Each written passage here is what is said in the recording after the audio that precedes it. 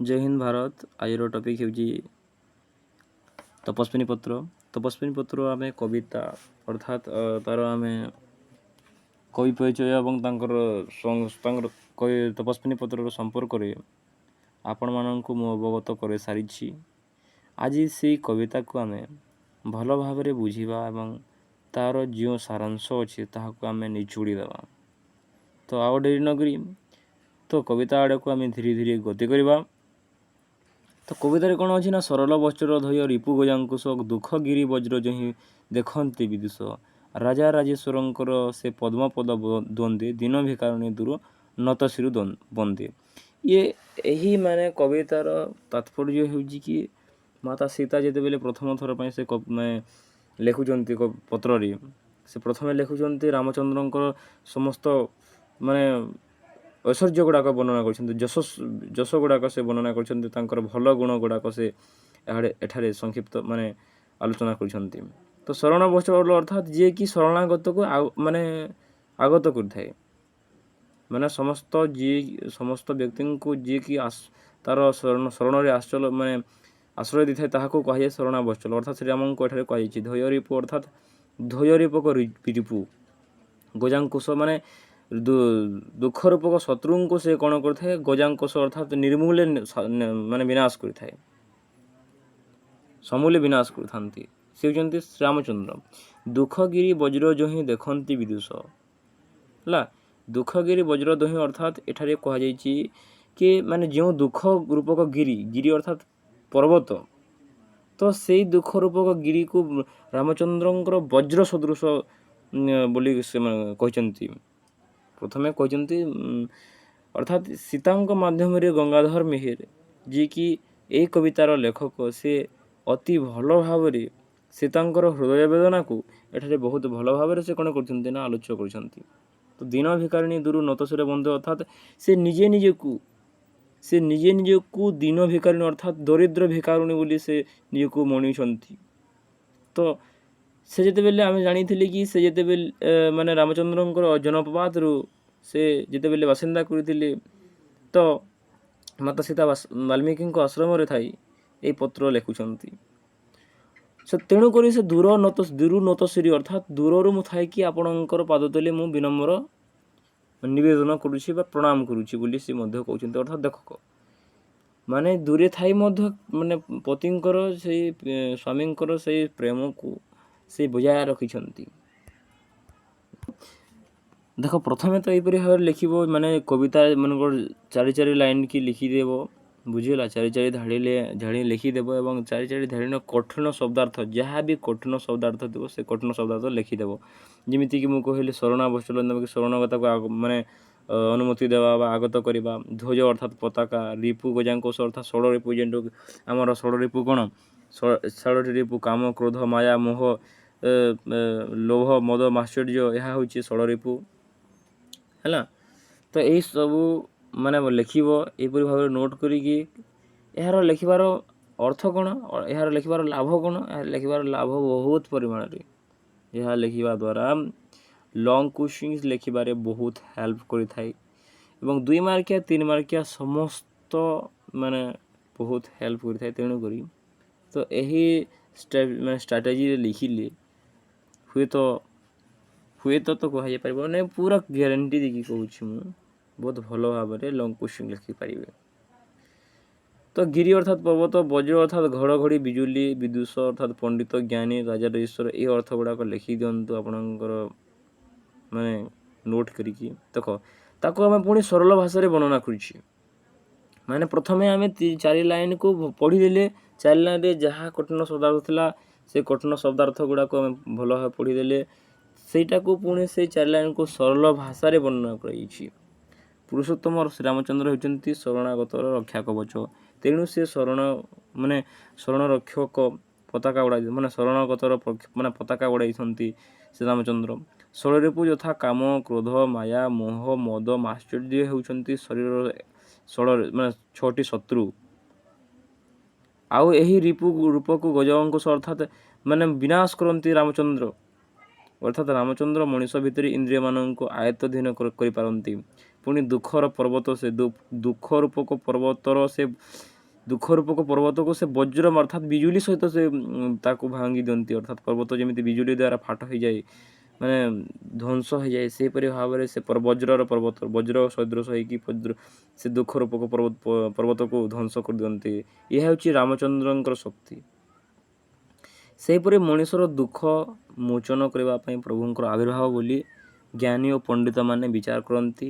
କବି ରାମଚନ୍ଦ୍ରଙ୍କୁ ରାଜଧିରାଜ ବୋଲି କହିଛନ୍ତି ଏବଂ ସେହି ପଦ୍ମପାଦ ଯୁଗଳରେ ହୀନ ଦୀନ ଭିକାରୁଣୀ ସୀତା ତାଙ୍କଠାରୁ ବହୁ ଦୂରରେ ଥାଇ ମୁଣ୍ଡ ନୁଆଇଛନ୍ତି ବୋଲି ଏଠାରେ ସୀତା କହିଛନ୍ତି।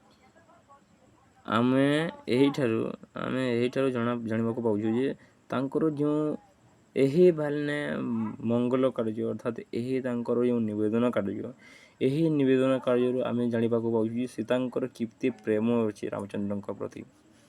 ତ ତାଙ୍କର ବନ୍ଦନା ଗାଉଛନ୍ତି, ପ୍ରଥମ ଧାଡ଼ିରେ ତାଙ୍କର ବନ୍ଦନା ଗାଉଛନ୍ତି।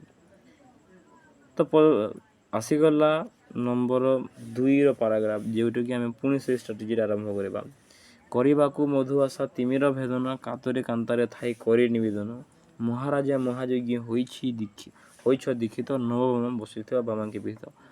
ଅର୍ଥାତ୍ କରିବାକୁ ମଧୁଶଯ୍ୟା କରିବାକୁ ଆଶା ଲାଗୁଥିଲେ ମଧ୍ୟ ତାହା ସମ୍ଭବ ନୁହେଁ। ଅର୍ଥାତ୍ କାମ ବାସନା କରିବାକୁ ମନ ଜାଣି ନେଉଥିଲେ ମଧ୍ୟ ତାହା ସମ୍ଭବ ନୁହେଁ। କାହିଁକି ନା ମୁଁ ଅଛି ବାଲ୍ମୀକି ଆଶ୍ରମରେ, ଆପଣ ଅଛନ୍ତି ଅଯୋଧ୍ୟା ଧାମରେ। ତେଣୁକରି ମୁଁ କାତରେ କାନ୍ତାରେ ଥାଇ କରି ନିବେଦନ, ଅର୍ଥାତ୍ ମୁଁ ବ୍ୟତିଗ୍ରସ୍ତ ହୋଇକି ଆପଣଙ୍କୁ ନିବେଦନ କରୁଛି। ଆପଣ ତ ଯେଉଁ ଅଶ୍ୱମେଧ ଯଜ୍ଞ ଆପଣ ଯେଉଁ ପାଳିତ କରୁଛନ୍ତି ଅଯୋଧ୍ୟାରେ, ସେ ଅଯୋଧ୍ୟାରେ ଆପଣ ଅଶ୍ୱମେଧ ଯଜ୍ଞରେ କ'ଣ ଥିବେ, ସେ ମହାଯଜ୍ଞରେ ଆପଣ କାର୍ଯ୍ୟ କରୁଥିବେ ଅନବରତ। ତ ଆପଣଙ୍କର ସେଇ ନବବିବାହିତା ଦ୍ୱିତୀୟା ପତ୍ନୀ ଯିଏକି ନବବାମା ବୋଲି ଏଠାରେ ବର୍ଣ୍ଣନା କରାଯାଇଛି, ସେଇ ବାମ ପାର୍ଶ୍ୱରେ ଆପଣଙ୍କର ବସିଥିବ, ଦୀକ୍ଷିତ ହୋଇଥିବ ବୋଲିକି ସୀତା ଏଠାରେ କହୁଛନ୍ତି ତାଙ୍କର ହୃଦ ବେଦନାକୁ। କଠିନ ଶବ୍ଦାର୍ଥ ଦେଖ, ମଧୁ ଆଶା ଅର୍ଥାତ୍ ତିମିର ଭେଦନ, ମଧୁ ଆଶା ରୂପକ ଅନ୍ଧକାରକୁ ଭେଦ କରି ତିମି ଅନ୍ଧକାର, ତିମିର ଅର୍ଥାତ୍ ଅନ୍ଧକାର, ଭେଦନ ଅର୍ଥାତ୍ ଭେଦ କରି, କାତରେ ଅର୍ଥାତ୍ ଦୁଃଖରେ, କାନ୍ତାରେ ଅର୍ଥାତ୍ ଜଙ୍ଗଲ ଭିତରେ, ନିବେଦନ ଅର୍ଥାତ୍ ଜଣାଇବା, ଦୀକ୍ଷିତ ଅର୍ଥାତ୍ ବ୍ରତୀ ହେବା, ଅର୍ଥାତ୍ ସେଇ ରାମଚନ୍ଦ୍ର ଅଶ୍ୱମେଧ ଯଜ୍ଞରେ ଦୀକ୍ଷିତ ହୋଇଛନ୍ତି ବା ବ୍ରତୀ ହୋଇକି ରହିଛନ୍ତି। ନବବାମାର ଅର୍ଥାତ୍ ନୂଆ ବୋହୂ, ସୀତାଙ୍କ ପରେ ଯେଉଁ ନୂଆ ରାଜକନ୍ୟାଙ୍କୁ ରାମଚନ୍ଦ୍ର ବିବାହ କରିଥିଲେ ବୋଲି କୁହାଯାଉଛି। ବାମାଙ୍କେ ଅର୍ଥାତ୍ ବାମ ପଟରେ ଉପବେଶନ କରିବା, ଏହିପରି ଭାବରେ ଆସୁଛି। ତାପରେ ପୁଣି ଆସିଲା ତାର ସରଳ ଭାଷାରେ ବର୍ଣ୍ଣନା। ସୀତା ରାମଚନ୍ଦ୍ରଙ୍କର ଦ୍ୱିତୀୟ ପତ୍ନୀ ଗ୍ରହଣ ଆଶଙ୍କାରେ ଆଶଙ୍କିତ ହୋଇ ପଡ଼ିଛନ୍ତି। ମାନେ ସୀତା ଭାବୁଛନ୍ତି କି ଅଶ୍ୱମେଧ ଯଜ୍ଞ ହେଲା କିପରି ଯଦି ପତ୍ନୀ ନାହିଁ। କାହିଁକିନା ରାମଚନ୍ଦ୍ର ତ ମୋତେ କହିଥିଲେ ନା, ରାମଚନ୍ଦ୍ର ମୋତେ ଚତୁର୍ଥୀ ରାତିରେ କହିଥିଲେ କି ଦ୍ୱିତୀୟ ପତ୍ନୀ ଗ୍ରହଣ ନ କରିବାକୁ। ତ ଅଶ୍ୱମେଧ ଯଜ୍ଞ ହେଉଛି କିପରି ବୋଲି ତାଙ୍କ ମନରେ ଆଶଙ୍କିତ ହୋଇ ଉଠିଛି ତାଙ୍କ ମନ। ଏହି ଆଶଙ୍କା ରୂପକ ଅନ୍ଧକାରକୁ ଭେଦ କରିବା ପାଇଁ, ଆଶଙ୍କାର ମଧୁର ଆଶାରେ ପରିଣତ କରିବା ପାଇଁ ସେ ଅତ୍ୟନ୍ତ କାତର ଭାବରେ ରାମଚନ୍ଦ୍ରଙ୍କୁ ନିବେଦନ କରୁଛନ୍ତି।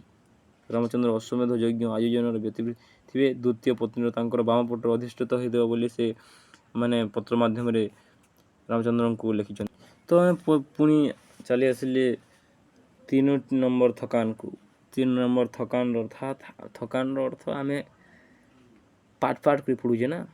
ତେଣୁକରି ମୁଗ୍ଧ ବଧୂ ମୁଗ୍ଧ ହେବା ବୋଲି ସତ ଗୁଣ, ବଢ଼ି ଯାଉଥିବ ତୁମ୍ଭ ସକଲ ସଦ୍ଗୁଣ। ଆଚରିତ ମହାଯଜ୍ଞ କରିବ ପ୍ରଦାନ, ଅଶେଷ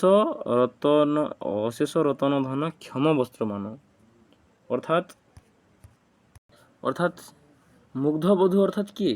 ମୁଗ୍ଧ ବଧୂ ଅର୍ଥାତ୍ ସେ ଗୁଣମୁଗ୍ଧ ସ୍ତ୍ରୀ ଯିଏକି ରାମଚନ୍ଦ୍ରଙ୍କୁ ଆକର୍ଷିତ କରିଦେଉଥିଲା ବୋଲି।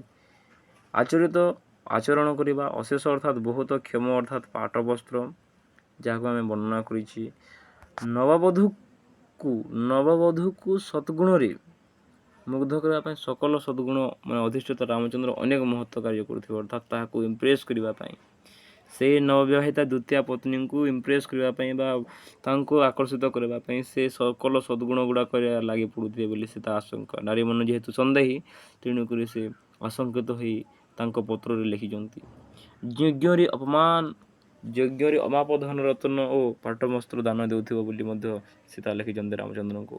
ଅର୍ଥାତ୍ ଯେଉଁ ଆପଣ ଅଶ୍ୱମେଧ ଯଜ୍ଞ ପାଳନ କରୁଛନ୍ତି, ସେଇ ଅଶ୍ୱମେଧ ଯଜ୍ଞରେ ଆପଣ ଅମାପ ଧନ ରତ୍ନ କ୍ଷମ ପତ୍ର ବସ୍ତ୍ରମାନ ଆପଣ ଯେଉଁ ତପସ୍ୱୀମାନଙ୍କୁ ଦେଉଥିବେ ଇଏ ବହୁତ ଦେଉଥିବେ ଆପଣ ବୋଲି ସୀତା ସନ୍ଦେହର ସହିତ ରାମଚନ୍ଦ୍ରଙ୍କୁ କହ।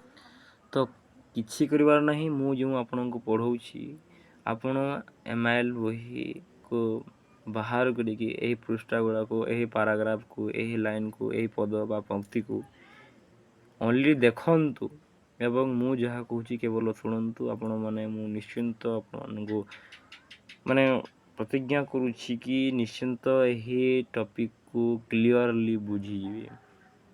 ତ ସେହିପରି ଭାବରେ ଚତୁର୍ଥ ଥକାନକୁ ଆମେ ଧୀରେ ଧୀରେ ଗତି କରି ଆସିଛି। ତ ସିଦ୍ଧ କାମ ହେବ ତହିଁ ଅର୍ଥୀ ସମୁଦାୟ, ମୋ ମାନସେ ଭିକ୍ଷା ଏକ ହୋଇଛି ଉଦୟ। ଏଛାର ଭିକ୍ଷାରେ ନାଥ ନହେବ କୃପଣ, ଦୟା ରତ୍ନମୟ ଦାନ ବାରିଧି ଆପଣ ବୋଲି ସେ କହିଛନ୍ତି। ଅର୍ଥାତ୍ ମାନେ ସୀତାଙ୍କର ଗୋଟିଏ କୌଣସି ନା କୌଣସି ପ୍ରଶ୍ନଟିଏ ମାନେ ତାଙ୍କ ମନରେ ଉଙ୍କି ମାରୁଛି। ତ ପ୍ରଥମ ପ୍ରଶ୍ନଟିଏ ମାନେ ଉଙ୍କି ମାରୁଛି ଯେଉଁଠିକି ରାମଚନ୍ଦ୍ରଙ୍କ ପ୍ରତି, ଏବଂ ସେ କହିଛନ୍ତି ଏହି ଛୋଟ ଭିକ୍ଷାରେ, ଏହି ଛୋଟ ପ୍ରଶ୍ନରେ ଆପଣ କୃପଣ ହେବେ ନାହିଁ, କୁଛି ହେବେ ନାହିଁ, କୁଣ୍ଠାବୋଧ କରିବେ ନାହିଁ।